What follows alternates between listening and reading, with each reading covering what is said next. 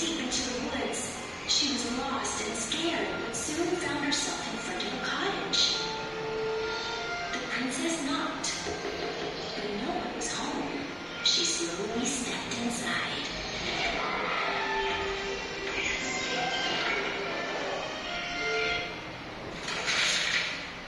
The cottage was a mess.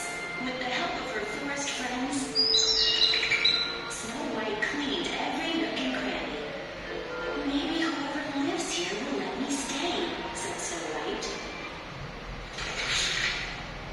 Upstairs, Snow White found 7 little beds. She thought they belonged to children. Tired from cleaning, Snow White yawned as she curled up on the beds and fell asleep.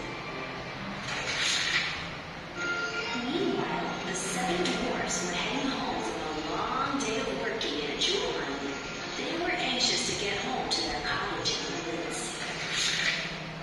The 7 dwarfs were surprised when they found a princess inside their home. When Snow White awoke, she was charmed by the 7 dwarfs: Dopey, Sneezy, Happy, Grumpy, Doc, Bashful, and Sleepy.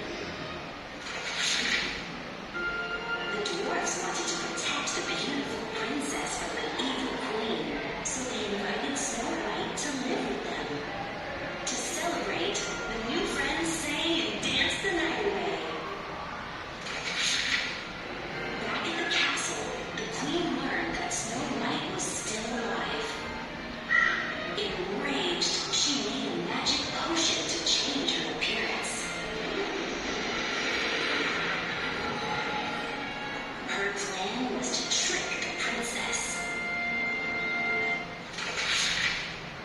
After the dwarfs had set off for work the next day, the queen, disguised as an old peddler woman, offered Snow White a beautiful red apple. Snow White took one bite of the apple and fell into a deep sleep.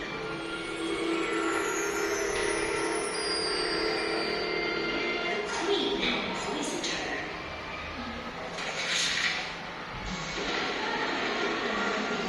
When the dwarfs came home, they chased the queen to the top of a stormy mountain. Suddenly, lightning hit the mountain, and the queen fell, never to be seen again. But Snow White was still in a deep sleep. The 7 dwarfs kept watch over her day and night. Finally, Snow White's Prince Charming arrived. He had been searching everywhere for the beautiful princess he had sung with so long ago. The prince awakened Snow White with love's first kiss. The spell was broken. Snow White and the prince returned to the kingdom and lived happily ever